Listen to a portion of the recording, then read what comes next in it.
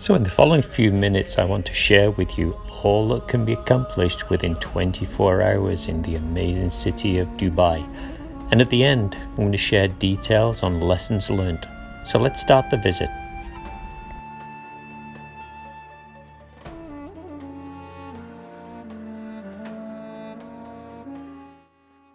There is Nando's restaurant. So this is the place, according to one YouTuber, you just have to come to for the best views.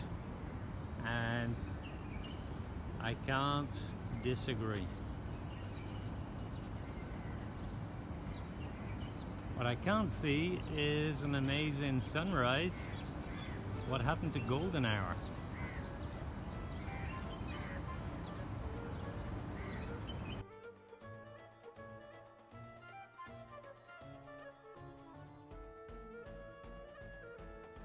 So to give its formal name, it is the Cayenne Tower, not the twisted skyscraper. Well worth a visit.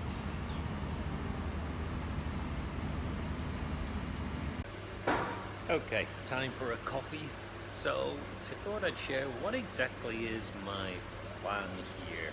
What is it I'm looking to achieve? So I prepared for this visit looking at all the potential great photo opportunities there are in Dubai, trying to put a plan together to see could I accomplish them all within 24 hours. So I got to my hotel around about 1 a.m. and I have to leave. I've got to go back to the airport probably by 1 a.m. again. My flight's 3 o'clock in the morning. So being a keen photographer, you know, the two most preferred times of the day to photograph are sunrise and sunset. So that limits the time you've got to actually photograph all of these pretty spectacular sites there are within Dubai. So I'm on a pretty tight schedule. During the day it's hot, it's humid, and the sunlight isn't going to be at its best. So anyway, what I put together, I thought I'd just go through. Yeah, unfortunately I need reading glasses now. What I plan to do. So what I've already done this morning, and hopefully you've seen that, I went to the Marina metro. Some great views of the skyscrapers there. If you don't see the Burj Khalifa, you're too far south to see it. At least I didn't see it. So the plan was to do the Marina metro, the skyscrapers, and there's a bridge called the Tolerance Bridge. I never had time to do that. By the time I'd walked around the marina, which is 7 kilometers long, I didn't do all the walk. I just didn't have time. The sun was already up, the light wasn't looking good, so I missed out on the Tolerance Bridge. So I might try and do that tonight. Other things, and I'll see if I can include photographs as I go through this. Burj Street, and this is all for later on this evening for sunrise. And then there's the Palace Hotel with a reflection of the Burj Khalifa in the pool. And I booked myself into the Shangri-La, and that was principally because they've got an overlook over the Burj Khalifa with the roadway in front. It's a well-known photograph. You know what? I don't have a problem taking photographs of all these iconic locations, even though it's been done 1,000 times before. I want my own copy that I took. So I'm going to do it. I'm going to do all of the iconic locations. Then another bridge called the Maidan Bridge. I'm planning to do that. And then Palm Jumeirah with, again, one of the iconic hotels. Am I going to get all of that done within the day? We'll see. And now during the day, I say sunlight is not at its best. It's very harsh. So what I'm planning to do, what I'm thinking is to go to the souks and see if I can do some street photography. I am not good at street photography. I'm really uncomfortable taking photographs of people. So I don't have high expectations for that. But we'll see. So that's the plan, and what I'm hoping to do at the end of this is to be able to show you just what you can accomplish within 24 hours and save you the wear and tear of going to all of these sites, if indeed it's not possible. You know, I say, what is possible during 24 hours? So let's go. So in the soup district, there are clearly several soups.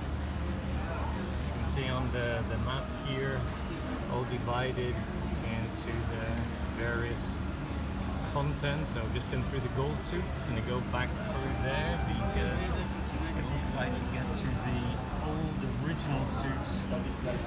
They're down there, and I'm going to see about taking the boat over to old Dubai.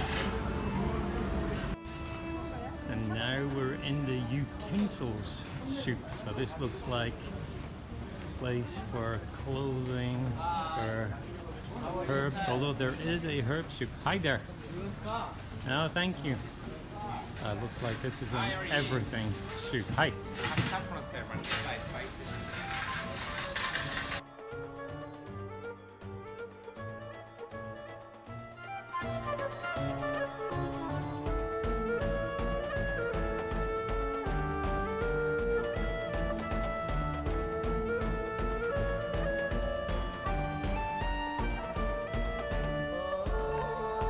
So getting a shot of the hotel Burj Al Arab Jumeirah is not so easy.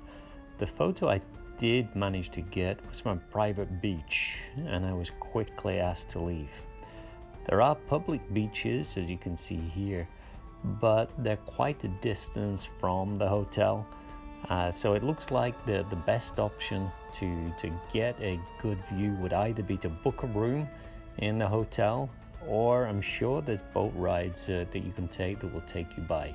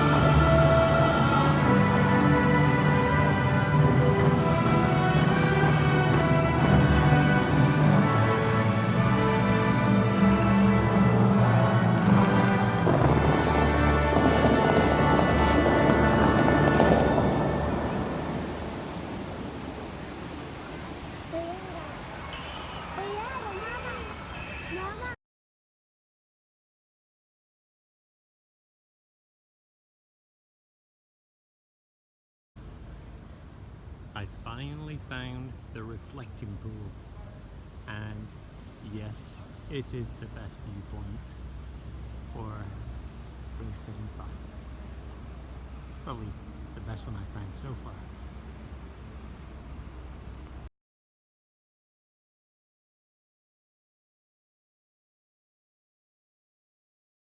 So I'll leave you here with this nighttime time lapse of the Burj Khalifa. And I said I was going to share some of the lessons learned from my visit, so here we go. Number one, the humidity. So remember to acclimatize your camera before you want to take a shot, just so you can avoid the lens fogging. Next, on a similar vein, the heat. The heat will tire you. So I couldn't accomplish all I intended purely because the heat just exhausted me by the end of the day.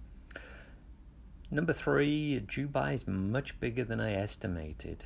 And the subway is good, but will only get you so far. For the final section of the visit, you're going to need a taxi just to get you to that location. Next, if you are using a full frame camera and you want to shoot the Burj Khalifa, you're probably best with a 14mm lens. That's certainly what I was using for some of my closer shots. And lastly, if you want that iconic location of the Burj Khalifa with the roadway, which is really, I would say, one of the main reasons I visited, then book into the Shangri-La Hotel. They have the viewpoint there, and if you're not booked into the hotel, there's a high likelihood they may restrict you from actually getting to the viewpoint. So I hope you found this beneficial. I hope you've enjoyed it. I'd appreciate any feedback. I appreciate a thumbs up, and look forward to sharing some of my future visits in my next video. Bye.